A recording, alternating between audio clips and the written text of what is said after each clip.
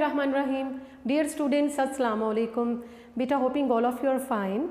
Well, today our assignment is all about correction of sentences, and we will do practice from our exercises later on. And first of all, rather I would say that we will discuss in detail all the part of speech. So let's see what are part of speech. देखिए बेटे, आज जो आपकी assignment है वो है part of speech के हवाले से। पार्ट ऑफ स्पीच क्या क्यों ज़रूरत पड़ेगी आपको? करेक्शन ऑफ सेंटेंसेस के लिए। करेक्शन ऑफ सेंटेंसेस आपको जब पेपर पैटर्न बताया गया था तो वाज़ेह तौर पर कहा गया था कि 5 मार्क्स का एक क्वेश्चन होगा आपके पास ऑब्जेक्टिव पोर्शन में, करेक्शन ऑफ सेंटेंसेस। तो करेक्शन ऑफ सेंटेंसेस के लिए आपको कमांड होना चाहिए किस पे? Part of speech. ठीक है, पार्ट ऑफ स्पीच क्या है वो हम देख लेते हैं। देखिए बेटे, part of speech these are required for the correction of sentences. Correction of sentences में अक्सर बच्चे कंफ्यूज हो जाते हैं और सही तौर पे समझ नहीं पाते कि किस सेंटेंस में नाउन की गलती आ गई, प्रेपोजिशन की गलती आ गई, एडवर्ब की गलती आ गई, इसमें क्या रूल्स फॉलो हो रहे हैं, क्या चीज़ें जो ज़ीर नज़र जो सामने रखने की ज़रूरत है। तो बेटा उसके लिए तवज्जो से आप देख लीजिएगा कि तमाम पार्ट ऑफ स्पीच जो है मैंने बोर्ड पे लिखे भी हैं और आपसे डिटेल्ड डिस्कस भी करूँगी बोर्ड के ज़रिए से। इसको नोट डाउन करना चाहें तो वेल एंड गुड, आपके पास रिकॉर्ड आ जाएगा। तो बेटे इसको समझ लें, अगर आपकी ग्रिप हो जाती है इन चीज़ों के ऊपर, रूल्स को फॉलो करते हैं तो आप आसानी से सेंटेंसेस जो हैं उनको करेक्ट फॉर्म में लाने के काबिल हो सकते हैं। तो बेटे बोर्ड की तरफ देखिएगा, मैंने बोर्ड पे पार्ट ऑफ स्पीच लिखे हैं, करेक्शन ऑफ सेंटेंसेस के लिए रिक्वायर्ड है जी। Part of speech, the part of speech indicates how the word functions in meaning as well as grammatically within the sentence. तो पार्ट ऑफ स्पीच किस चीज़ को इंडिकेट करते हैं?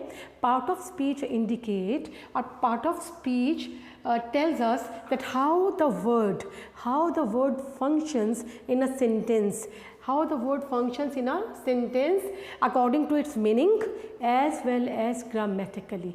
So how does it functions in its meaning as well as grammatically in the sentence. तो कितने part of speech है English language में? There are 9 parts of speech. There are 9 parts of speech in English language. तो देखते हैं वो कौन कौन से हैं।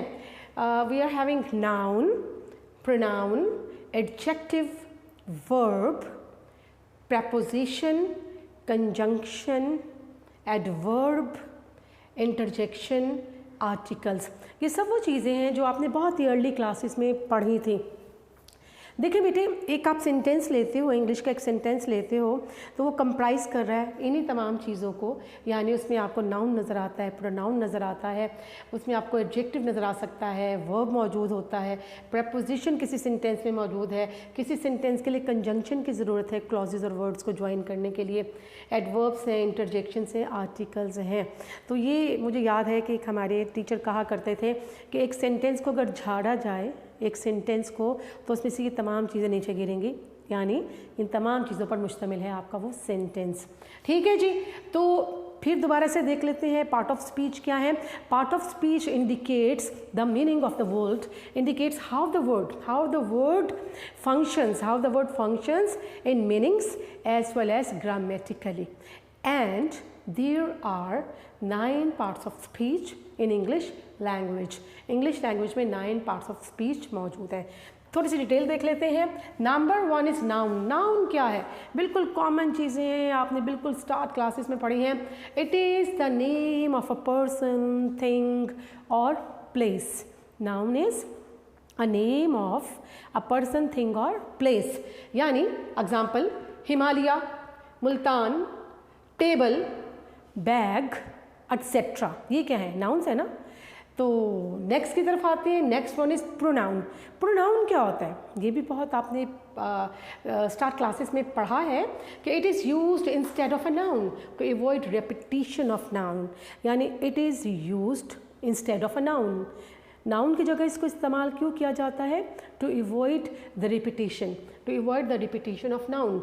नाउन की रिपीटिशन से बचने के लिए इसको इस्तेमाल किया जाता है। जैसे कौन कौन से प्रोनाउन हैं आपके पास पर्सनल प्रोनाउन है। कौन कौन से? I, we, you, he, she, it, they. ठीक है जी। इसके साथ साथ आप जाहिर है और भी इसकी डिमोन्स्ट्रेटिव प्रोनाउंस है, रिफ्लेक्सिव प्रोनाउंस है, इंडेफिनिट प्रोनाउंस है।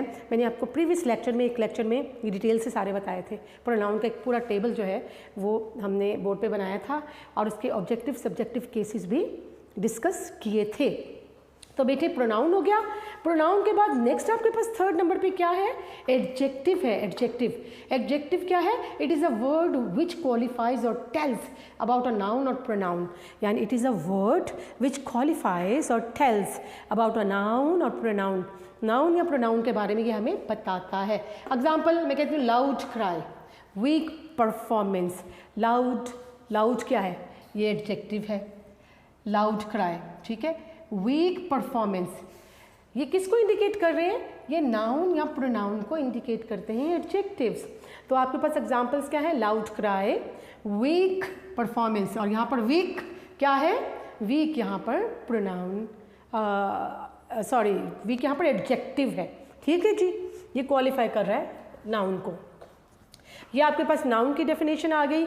नेक्स्ट देखते हैं एडजेक्टिव की डेफिनेशन आ गई। हमने पढ़ा नाउन, प्रोनाउन और एडजेक्टिव। अब नेक्स्ट आप क्या देखते हैं? वर्ब। वर्ब क्या है? बहुत ही कॉमन सी बात है कि it is a word which shows the action of a person और thing. It is a word which shows the action of a person और थिंग। एग्जाम्पल वर्ब हम कैसे वर्ब कहते हैं? Jump, play, decide, fly, eat, get, put. ये सारे क्या हैं? एक्शंस को शो करते हैं, वर्ब हैं। तो they show the action of a person, they show, these are action words basically, these are action words. ठीक है जी, साथ साथ लिखना है तो आप इस पे बोर्ड को देखते जाइएगा। नेक्स्ट पे आ जाते हैं वर्ब के बाद प्रेपोजिशन क्या है। हमने प्रेपोजिशन का प्रीवियस लेक्चर्स में एक पूरा चैप्टर पढ़ा है, बहुत डिटेल से डिस्कस हुआ था प्रेपोजिशन के हवाले से। तो preposition it is a word which shows the relation of a noun और प्रोनाउन टू अनदर वर्ड। यानी it is a word which shows the relation of a noun और प्रोनाउन विद अदर वर्ड। दूसरे words को कंजक्ट करने के लिए, उनको जोड़ने के लिए, उनका मफहूम क्लियर करने के लिए हम क्या इस्तेमाल करते हैं? हम इस्तेमाल करते हैं प्रेपोजिशंस। प्रेपोजिशंस किस तरह की होती हैं? मैंने एग्जांपल लिखी, on, in, at, up, down. ठीक है जी, बिसाइड्स, अनटिल, ये सारी क्या है? प्रेपोजिशंस हैं। ये हमने डिटेल में, बहुत डिटेल में इसका एक चैप्टर पढ़ा जी बेटे। नेक्स्ट प्रेपोजिशन के बाद हम किस चीज़ की तरफ आते हैं? नेक्स्ट है कंजंक्शन। कंजंक्शन क्या होता है? कंजंक्शन भी आपको मालूम ही है कि conjunction is a word, it is a word which connects two words, phrases और clauses. It is a word which conjuncts, which connects two words, two phrases और clauses। phrases, words या clauses को conjunct करता है कौन? Conjunction जो है, conjunction words कौन कौन से होते हैं? and, or, but, yet, so, etc। ठीक है जी, सारे तो नहीं लिखे जा सकते, इसलिए कुछ जो है वो मैंने लिख दिए हैं जो कंजक्ट कर रहे हैं दो क्लॉजेस को बेसिकली। तो ये कौन कौन से हैं? and, or, but, yet, so, etc। जी, ये आपका हो गया कंजंक्शन। अब थोड़ा सा डिफाइन करते हैं एडवर्ब क्या है। Adverb it is a word which qualifies और tells about the action of the verb, the further action of the verb. यानी it qualifies and tells about verb, adjective और एडवर्ब और द एडवर्ब इटसेल्फ। ठीक है, adverb जो होते हैं वो एक सेंटेंस में दो एडवर्ब्स भी हो सकते हैं। एडवर्ब ऑफ मैनर और एडवर्ब ऑफ प्लेस भी हो सकता है। एडवर्ब ऑफ मैनर और एडवर्ब ऑफ टाइम भी हो सकता है। तो इसलिए वो एडवर्ब को भी इटसेल्फ डिफाइन करता है। एडवर्ब क्या है कि इट एलेबोरेट्स और it tells us, it qualifies और tells us the further action, the meaning, और इट गिव्स और adds meaning to a verb. Verb के मीनिंग को ज़्यादा एलेबोरेट करता है, एक्सप्लेन करता है, ज़्यादा बेहतर तरीके से बयान कर देता है। जैसे इसके एग्जांपल क्या है? मैंने लिखा quickly, honestly, quite, TOO, impressively, etcetera. ठीक है जी, एडवर्ब्स हो गए। अब नेक्स्ट देखते हैं नंबर 9 पे कंजंक्शन तो हमने कर लिया, ये इंटरजेक्शन है। इंटरजेक्शन क्या है देखते हैं। इट इज़ अ वर्ड और sound which indicates human feelings or emotions, ऐसे words और sounds which indicates the human emotions, human passions, human emotions को, जज्बात को जाहिर करते हैं। जैसे फॉर एग्जाम्पल एक्सक्लामेटरी साइन भी लेते हैं ये अपने साथ वर्ड्स, हुर्रा एक्सक्लामेटरी साइन ये लेगा अपने साथ, एलास एक्सक्लामेटरी साइन लेगा, what a lovely scene, what a lovely flower, ठीक है। तो ये एक्सक्लामेटरी मार्क के साथ जो वर्ड्स हैं पर्टिकुलर इमोशंस को इंडिकेट करते हैं, एक्सप्लेन करते हैं, तो वो सारे क्या कहलाते हैं, इंटरजेक्शन कहलाते हैं। नंबर 9 पे आ जाएगा आर्टिकल्स हैं। आर्टिकल्स क्या है देखते हैं। These are the, a and an, ये कौन कौन से वर्ड है आर्टिकल, द, ए, या कह सकते हैं, एंड एन।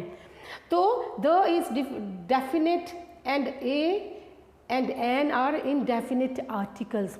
द जो होता है चीज़ों को पर्टिकुलराइज करता है, मखसूस करता है, द आर्टिकल डेफिनेट आर्टिकल कहलाता है, और ए और एन, और एन जो है ये इनडेफिनेट आर्टिकल्स कहलाते हैं।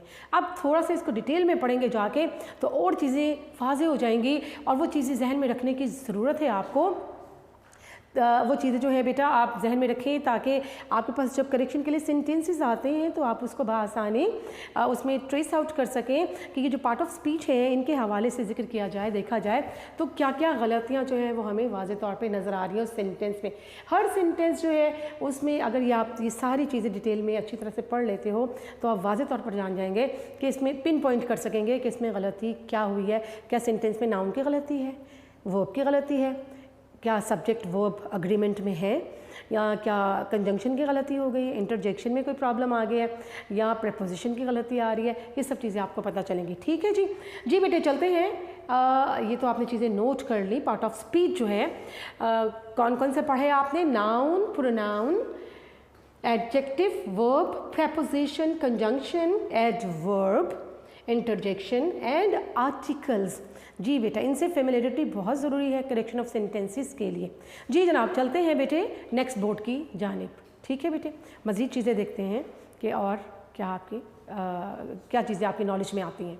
जी बेटे पार्ट ऑफ स्पीच के हवाले से बात क्या हो रही है, आपने पढ़ा, एक बोर्ड आपको तैयार करके दिया गया, आपने वो सब देखा और डिटेल उसकी अब जो है वो हम पढ़ेंगे। बेटे देखें जो पार्ट ऑफ स्पीच हैं, जो 9 पार्ट्स ऑफ स्पीच हैं, उन सब के जो पर्टिकुलर रूल्स हैं उन रूल्स को आप जहन में बिठा लें। जिस तरह मैथमेटिक्स के फार्मूलास होते हैं तो वो अगर आपके पास मौजूद हैं तो आपके पास कोई भी फिगर्स आते हैं, आप उसी फार्मूले को सामने रखते हुए क्वेश्चन सॉल्व करते हो।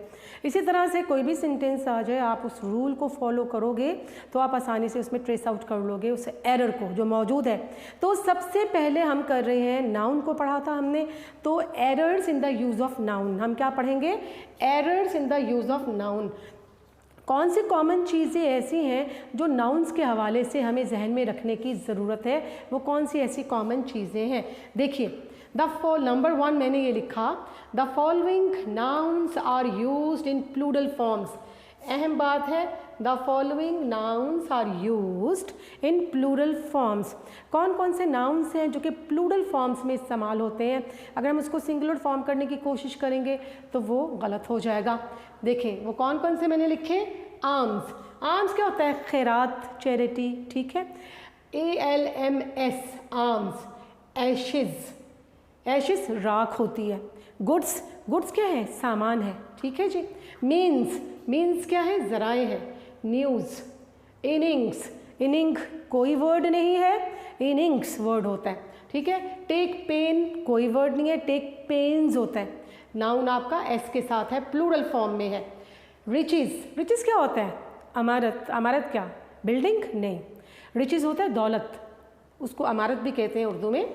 सीजर्स, सीजर कोई वर्ड नहीं है, scissors is the correct noun, ठीक है। सीजर्स जिसके एंड में एस आता है। फिर आपके पास है सॉक्स, समन्स। ट्राउज़र नहीं होता, ट्राउज़र्स होता है। फिर है वेजिस, टोंग्स, टोंग्स कहते हैं चिमटा होता है, ठीक है। फिर मैंने लिखा एरियर्स, एरियर्स क्या होता है, एरियर्स पिछली जो वाजिबात। मिजल्स, मम्स, नावाडेज, कॉन्ग्रेचुलेशंस, ठीक है जी।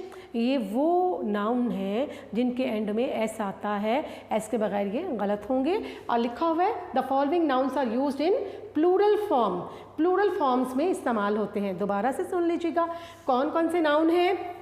Arms, ashes, goods, means, news, innings, take pains, riches, scissors, socks, summons, trousers, wages, tongs, arrears, measles, mumps, nowadays, congratulations। ठीक है, एग्जाम्पल मैंने दे दिया। This news is wrong, news के साथ एस लाजमी है। और ये अपने साथ क्या ले रहा है, सिंगुलर हेल्पिंग वर्ब, अग्रीमेंट में है सिंगुलर हेल्पिंग वर्ब या वर्ब। नेक्स्ट है आई नीड सीजर्स, तो मैंने सीजर्स लिखा है, सीजर नहीं लिखा। आपको 1 कैंची चाहिए, 10 कैंचियाँ चाहिए, वो सीजर्स ही कहलाएंगी। ठीक है बेटा, तो पेयर ऑफ सीजर्स भी कहा जा सकता है। सीजर्स और एस के बगैर सीजर कोई वर्ड नहीं है। ट्राउजर्स एस हटा दें तो कोई नाउन नहीं है। ठीक है जी, ये गलती होगी एक, इसमें ट्रेस आउट जो की जा सकती है। ये आपने एक इसका रूल देखा।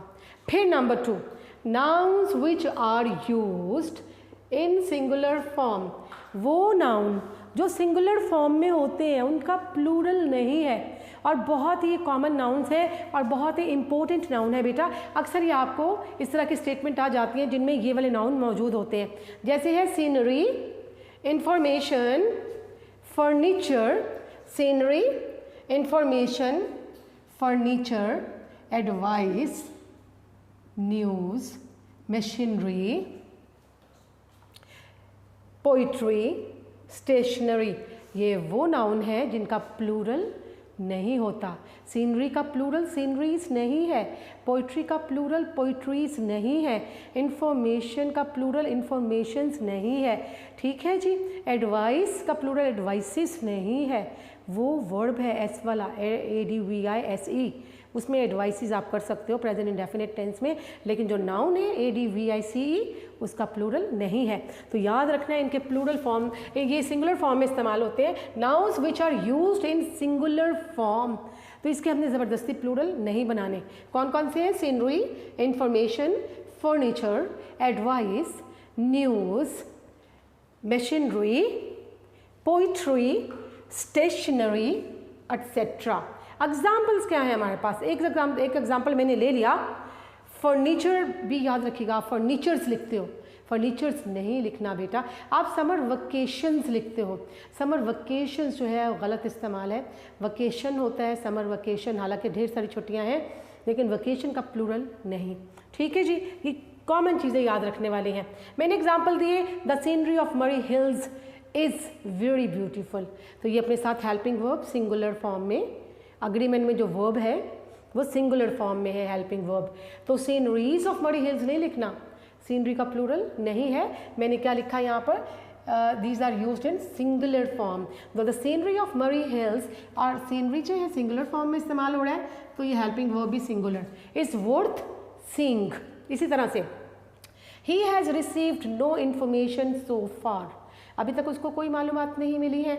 ही has received no information so far, तो बेटे इसमें इंफॉर्मेशन कोई वर्ड नहीं है, ये नाउन है और इंफॉर्मेशन का मतलब मालूमात ही होता है। ठीक है, और ये अपने साथ हेल्पिंग वर्ब कौन सा ले रहा है, सिंगुलर फॉर्म में। समझ गए, एक रूल ये आ गया। थर्ड नंबर पे आते हैं, ऑलवेज सिंगुलर। ये नाउन्स देखें, ये हमेशा सिंगुलर है, जैसे फिजिक्स, फिजिक नहीं है, ये फिजिक्स है, एस डाल के ये मुकम्मल वर्ड बनता है।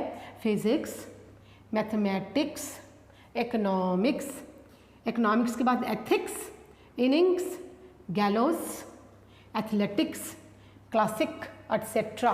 तो ये क्या है, ये मैंने एक रूल आपको यहाँ लिख के दिया, ऑलवेज सिंगुलर, ऑलवेज सिंगुलर।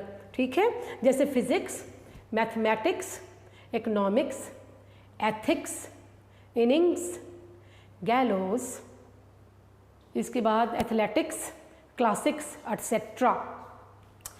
बेटे एग्जाम्पल मैंने लिखी, economics is a very interesting subject. Economics are नहीं लिखना, इकोनॉमिक्स जो है वो सिंगुलर फॉर्म में इस्तेमाल होता है, अपने साथ हेल्पिंग वर्ब सिंगुलर ले रहा है। Economics is a very interesting subject.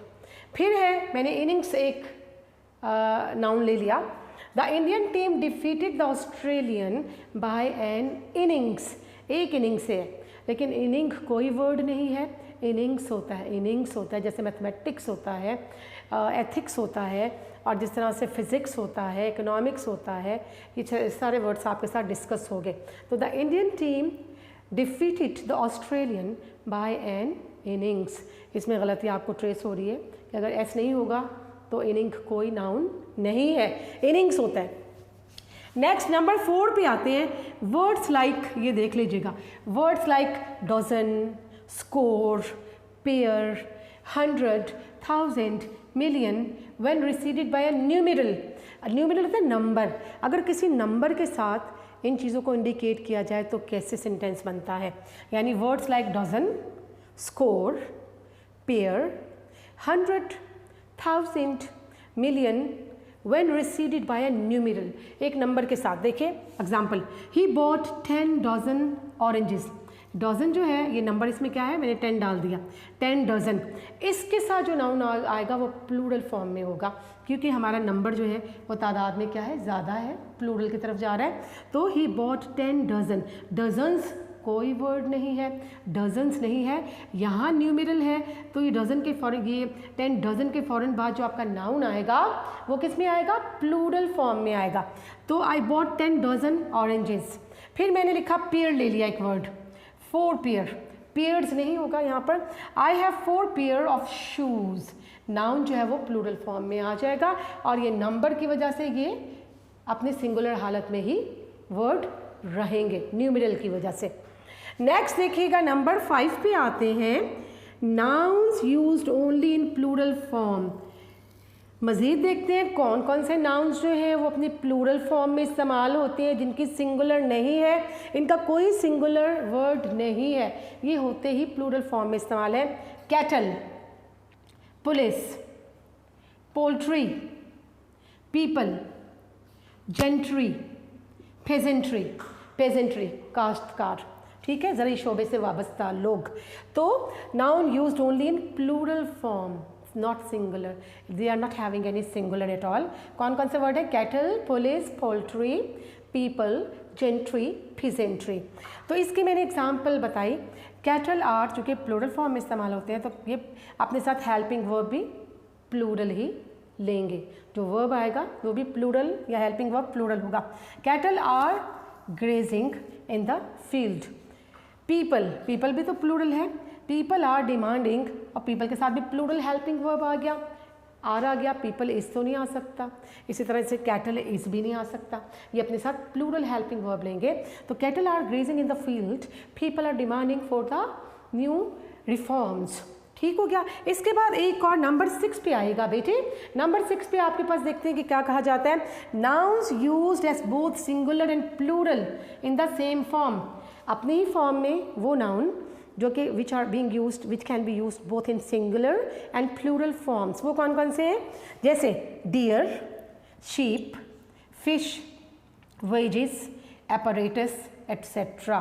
देखो डियर जो है इसका कोई प्लूरल नहीं है, शीप जो है इसका कोई प्लूरल नहीं है, लेकिन ये सिंगुलर फॉर्म में भी इस्तेमाल होते हैं, प्लूरल फॉर्म में भी इस्तेमाल होते हैं। कैसे, शीप एक का मतलब एक भेड़ भी हो सकता है, 1 sheep, 2 sheep, lots of sheep, 1 sheep, 2 sheep, 4 sheep, sheeps नहीं लिखेंगे, ये लिखा हुआ है nouns used as both singular and plural in the same form. अपनी फॉर्म में सिंगुलर और प्लूरल के तौर पे ये नाउन इस्तेमाल होते हैं। मैंने शीप एक वर्ड लिया, शीप एक नाउन लिया, इसको मैंने सिंगुलर और प्लूरल फॉर्म में आपको दोनों में बताती हूँ।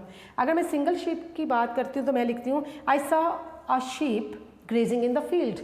I saw a sheep grazing in the field, कि मैंने खेतों में एक शीप, एक भेड़ जो है चरते हुए देखी। अगर ज़्यादा भेड़ें हैं वो शीप ही रहेगा, नाउन सिंगुलर प्लूरल फॉर्म में सेम ही है, लेकिन जब हम ज़्यादा की बात करेंगे तो sheep are grazing in the field, sheeps नहीं। इसी तरह से डियर ले लेती हूँ मैं। डियर आप एक सिंगल डियर की बात करते हैं, the hunter attack the deer, ठीक है, हंटर ने एक डियर पे, हिरन पर हमला किया। तो deer were caught by the hunter. अब ढेर सारे डियर जो हैं उनको हंटर ने पकड़ लिया तो डियर्स नहीं हो जाएगा, डियर ही रहेगा, क्योंकि बेटा ये जो वर्ड्स हैं, ये जो नाउन्स हैं, ये अपने सिंगुलर और प्लूरल फॉर्म में सिंगुलर और प्लूरल फॉर्म में सेम है। तो जब मैं इसको आपने जिस सेंस में इस्तेमाल करना है उस तरह से लिखेंगे, लेकिन ये नाउन ऐसे ही रहेगा। तो मैंने यहाँ प्लूरल फॉर्म में इस्तेमाल करना चाहा है, तो deer were caught by the hunters. ठीक है बेटे, ये कितने रूल्स आपने पढ़े? 6 तक रूल्स आपने पढ़ लिए। तो चलते हैं बेटे नेक्स्ट बोर्ड की जानिब, ताकि इन्हीं चीज़ों को हम कंटिन्यू रख सकें। ठीक है बेटे? जी बेटा, नेक्स्ट रूल जो है वो देखते हैं नंबर 7 पे क्या कहता है, और हम कर रहे हैं नाउन। तो कलेक्टिव नाउन की सूरत में कलेक्टिव नाउन्स कौन कौन से हैं? Collective nouns S jury, public, team, audience, committee, congregation. Congregation क्या होता है? क्राउड, हजूम को कहा जाता है, क्राउड को कहा जाता है। कॉन्ग्रीगेशन, ऑर्केस्ट्रा, क्या करते हैं ये सारे जो कलेक्टिव नाउन्स हैं? दे टेक सिंगुलर वर्ब और हेल्पिंग वर्ब। सिंगुलर वर्ब या हेल्पिंग वर्ब लेते हैं, ये कलेक्टिव नाउन है। ठीक है, कौन कौन से? Jury, public, team, audience, committee, congregation, orchestra. तो all this take singular helping verb और वर्ब। ठीक है, जैसे मैं देखती हूँ ऑडियंस में, इसमें से ले लेती हूँ एक नाउन, कलेक्टिव नाउन। इसका जुमला बनता है the audience is very attentive. Audience are नहीं होगा, ऑडियंस क्या है? कलेक्टिव नाउन है और हेल्पिंग वर्ब सिंगुलर लेगा। The audience is very attentive. Number 2 मैं इन्हीं में से ले लेती हूँ टीम। टीम एक वर्ड ले लेती हूँ, एक नाउन ले लेती हूँ, कलेक्टिव नाउन टीम, और इसका जुमला बनाती हूँ the team has not turned up. Turned up एक इडियम है, और टर्नड अप का मतलब अराइव्ड, पहुंचना। The team has not turned up, कि टीम अभी नहीं पहुंची है। टीम हैव नहीं होती है, टीम के साथ हेल्पिंग वर्ब सिंगुलर है। तो ये कलेक्टिव नाउन्स जो हैं ये याद रखिएगा, इनके साथ हेल्पिंग वर्ब सिंगुलर। नेक्स्ट देखिए, कलेक्टिव नाउन ऑलवेज सिंगुलर। ये ऑलवेज सिंगुलर किस तरह से है? Crowd of people, mob of angry people, heard of cattle, bunch, bouquet of flowers, bunch of grapes, bundle of sticks। ठीक है, ऑफ के साथ इंडिकेट कर रहे हैं आपको। और यहाँ पर नाउन कौन कौन से हैं? नाउन पीपल है, शुरू में देखें crowd of people, people noun है, लेकिन ये ऑफ के साथ, एक क्राउड के साथ हम देखते हैं कलेक्टिव नाउन। एक्चुअली ये कलेक्टिव नाउन है, क्राउड ऑफ पीपल ये कलेक्टिव नाउन है। ये भी मॉब ऑफ एंग्री पीपल, नाराज लोगों का हजूम। इस तरह से हर्ड ऑफ कैटल, मवेशियों का जत्था, river, bouquet of flowers, bunch of grapes, bundle of sticks, ये भी सारे कलेक्टिव नाउन्स हैं। लेकिन ये क्या है कि ये भी अपने साथ हेल्पिंग वर्ब सिंगुलर लेते हैं। जैसे मैंने इनमें से सिलेक्ट कर लिया मॉब ऑफ एंग्री पीपल, तो the mob of angry people are नहीं लिखना, मॉब, ये मॉब ऑफ एंग्री पीपल क्या है? कलेक्टिव नाउन है। तो हम लिखेंगे the mob of angry people is damaging the building. इस तरह से मैंने एक और इसमें ले लिया वर्ड, कोई और वर्ड भी आप ले सकते हैं। जैसे आप लिख दें यहाँ से the bundle of sticks, the bundle of sticks. ठीक है, द बंडल ऑफ स्टिक्स, हम इसका जुमला बना सकते हैं the bundle of sticks is very strong. The bundle of sticks is very strong. The bundle of sticks is very strong. अब एक और इसमें नंबर 9 पे आ जाएगा, एक और रूल हम फॉलो करते हैं कि वन ऑफ और एनी ऑफ, ये याद रखिएगा, वन ऑफ और any of is followed by plural words, यानी इनके साथ प्लूरल वर्ड्स आएंगे। वो किस तरह से हम देख लेते हैं। अगर आपके पास वन ऑफ और एनी ऑफ वर्ड्स आ रहे हैं तो इनके साथ क्या आएगा? प्लूरल हेल्पिंग वर्ब आएगा, प्लूरल नाउन्स आएंगे, बल्कि इसके साथ प्लूरल नाउन्स आएंगे, प्लूरल नाउन्स आएंगे। जैसे यहाँ पर मैंने ये लिखा, ये लिखा हुआ है ना कि वन ऑफ और any of is followed by plural words, यानी कि प्लूरल नाउन्स। जैसे आई वॉन्ट वन ऑफ आ गया ना, इसके साथ जो भी नाउन होगा वो प्लूरल होगा। आई want one of the books, और बुक्स यहाँ पर प्लूरल था। आई want one of the books kept on the table. इसी तरह से वन ऑफ का जुमला बनाया तो मैं एनी ऑफ का जुमला भी बनाती हूँ।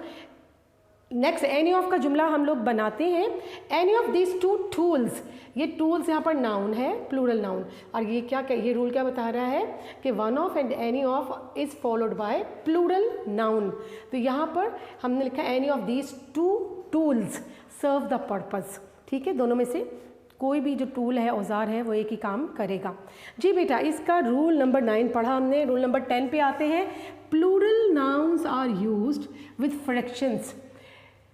Plural nouns are used with fractions. अगर फ्रैक्शन 1.5 इसी तरह से 2.5 3.5 जो फ्रैक्शनल वर्ड्स होते हैं उसके साथ हम क्या करते हैं, प्लूरल नाउन्स यूज़ करते हैं। Plural nouns are used with fractions. जैसे मैं कहती हूँ हाफ एन आवर, जैसे हम कहते हैं ना 1.5 आवर्स, 1.5 आवर्स, 1.5 घंटे के लिए हम इंग्लिश में इस्तेमाल करते हैं। तो बेटा नाउन क्या होगा, इसके साथ प्लूरल होगा। ये फ्रैक्शनल वर्ड्स हैं। फ्रैक्शनल जो वर्ड्स हैं उनके साथ नाउन जो है वो प्लूरल फॉर्म में इस्तेमाल होगा। जैसे इट टुक अस 1.5 आवर्स, मैंने आवर नहीं लिखा, आवर्स लिखा है, क्योंकि फ्रैक्शनल वर्ड्स हैं और इसमें नाउन प्लूरल, आपकी ये कैटेगरी कह रही है plural nouns. Plural nouns are use with fractions. Fraction आ गई तो नाउन प्लूरल इस्तेमाल होगा। या it took me 1.5 hours to reach there, are singular form में नहीं, आर्स प्लूरल फॉर्म में इस्तेमाल होगा। बेटा आपका जो है ख़त्म हुआ क्या, हमने किया नाउन ख़त्म कर दिया। अब प्रोनाउन की तरफ आते हैं। प्रोनाउन में क्या है, pronouns should go in proper order. Proper order में प्रोनाउंस होना चाहिए। The 3 personal pronouns will go in the following order. अगर 3 प्रोनाउन, पर्सनल प्रोनाउन एक ही सेंटेंस में आ गए हैं, फर्स्ट पर्सन, सेकंड पर्सन और थर्ड पर्सन, तो उसका ऑर्डर क्या लगेगा, 1 2 3। सबसे पहले फर्स्ट पर्सन लेंगे, सेकंड पर्सन लेंगे, थर्ड पर्सन। ये बोर्ड में आ जाता है अक्सर, ऐसा सेंटेंस लाजमी आता है, 3 प्रोनाउन डाल देते हैं, उनका ऑर्डर आपको एडजस्ट करना है। जैसे मैंने ये लिखा, you he and I will go to Murree. You second person, he third person, फिर अपनी बात करेंगे आई की। ठीक है, ये कैटेगरी। आपने बेटे उसका ऑर्डर जो होगा वो होगा 2 3 एंड 1। सॉरी, इसको दोबारा देखें, 2 3 एंड 1, 2 3 एंड 1। अगर कोई भी कॉमन सी पॉजिटिव कोई डिस्कशन किया जा रहा है, बात की जा रही है, उसमें ऑर्डर बनता है 2 3 एंड 1। इसको देखिए, करेक्ट कीजिए, 2 3 and 1, second person, third person, first person. तो मैंने एक जुमला बनाया, उसमें ये भी हो सकता था आई ही एंड यू, या ही यू एंड आई, ये मिक्स करके जंबल फॉर्म में आपको दे सकते थे। आपने इसका ऑर्डर क्या लगाना है, पहले सेकंड प्रोनाउन यू, फिर थर्ड प्रोनाउन, फिर एंड में आई अपनी बात करेंगे कि you he and I will go to Murree. लेकिन एक और चीज़, if the persons are involve in something bad, the order in the sentence will be. अगर कोई बैड एक्टिविटी हो रही है और तीनों प्रोनाउंस आ गए हैं आपके स्टेटमेंट में, आपके सेंटेंस में, तो उसका ऑर्डर क्या, वो ऑर्डर लगेगा 1 2 3, फर्स्ट पर्सन, फिर सेकंड पर्सन, फिर थर्ड पर्सन। तो मैंने यहाँ पर एग्जांपल लिखी, I you and he will try to report falsely against him. I you and he will try to report falsely against him, कि यानी मैं, तुम और वो उसके ख़िलाफ़ गलत रिपोर्ट देंगे। तो बेटा ऑर्डर में फर्स्ट पर्सन पहले, सेकंड पर्सन यू बाद में, third person he third number पे आएगा। ठीक है, और अगर कोई पॉजिटिव नॉर्मल एक्टिविटी हो रही है तो ऑर्डर होगा सेकंड पर्सन, थर्ड पर्सन, और एंड में अपनी बात करेंगे। और नेगेटिव एक्टिविटी में पहले अपनी बात, आई यू एंड ही। बहुत इंपॉर्टेंट है ये एक रूल। फिर आ जाए एक और, ईच अदर और एन अदर का इस्तेमाल। Each other and an other are reciprocal pronouns. Reciprocal क्या होते हैं, one acting as the other, one acting as the other. Each is used when it is a matter between 2 or more but in separate situation. Each separately बात करता है, 2 या ज़्यादा लोगों की बात करता है, 2 की बात भी करता है, ज़्यादा की भी, लेकिन सेपरेटली बात करता है, individual. Every is used where it is a matter of more than 2 but in a collective way. और एवरी क्या करता है, कलेक्टिव वे में 2 से ज़्यादा लोगों या चीज़ों की बात करता है, लेकिन कलेक्टिवली बात करता है, इकट्ठी बात करता है, इंडिविजुअल नहीं। जैसे एक एग्जांपल है, I gave each plant some water. I gave each plant का मतलब मैंने हर पौधे को अलग अलग पानी दिया। ईच का मतलब इंडिविजुअल बात हो रही है हर प्लांट की। अगर इसको मैं कहूँ, I gave every plant some water, कि मौजूद कलेक्टिव के सब प्लांट जितने भी मौजूद थे, मैंने सबको सब वाटरिंग की या सबको पानी दिया है। ठीक है, तो कलेक्टिव के लिए एवरी, और इंडिविजुअल के लिए 2 या उससे ज़्यादा के लिए ईच इस्तेमाल होता है। ठीक है बेटे, नेक्स्ट बोर्ड की जानिब जाते हैं। नेक्स्ट बोर्ड में देखते हैं आप मज़ीद हम कौन से रूल्स सीखते हैं। जी बेटा, प्रोनाउंस के हवाले से ही नेक्स्ट रूल जो है उनको हम देखते हैं, फॉलो करते हैं। आपके पास आता है next rule, while pointing to one person और more we use subjecting case of the pronoun. Pronoun का सब्जेक्टिव केस होता है, ऑब्जेक्टिव केस होता है। ये मैंने आपको बताया था एक लेक्चर में तफसीलन। तो बेटे, जब हम किसी को पॉइंट कर रहे हैं, पॉइंट करते हुए वन पर्सन और मोर, तो वी यूज़ सब्जेक्टिव केस। याद रखना है, प्रोनाउन का सब्जेक्टिव केस इस्तेमाल होता है। वो कैसे? सपोज आपके पास एक जुमला आ गया, इट इज़ हर, ये उसका है, ठीक है। इट इज़ ये नहीं, बल्कि आप इंडिकेट कर रहे हो, पॉइंट कर रहे हो, इट इज़ हर, यानी ये वो खातून है, ये वो खातून है, इट इज़ हर। तो बेटे आप देखें, ये तो ऑब्जेक्टिव केस हो गया किसका? शी का। और हमें पॉइंट करते हुए किसी को पॉइंट करना है, तो हमने कौन सा केस प्रोनाउन का यूज़ करना है? लिखा हुआ है सब्जेक्टिव केस। तो हर की जगह शी आ जाएगा, इट इज़ हर नहीं, इट इज़ शी, ये वो खातून है, ठीक है जी। जैसे मैं कहती हूँ इट इज़ अस जो है ये वी का ऑब्जेक्टिव केस है, वी का ऑब्जेक्टिव केस अस है। और हमें क्या करना है? हम पॉइंट आउट कर रहे हैं, किसी को पॉइंट आउट कर रहे हैं, तो प्रोनाउन का कौन सा केस आएगा? Subjective case. तो अस का सब्जेक्टिव केस क्या बना? वी। तो ये इनकरेक्ट था, और करेक्ट क्या है? इट इज़ वी, ठीक है जी। तो प्रोनाउन का हमने कौन सा केस लिखा?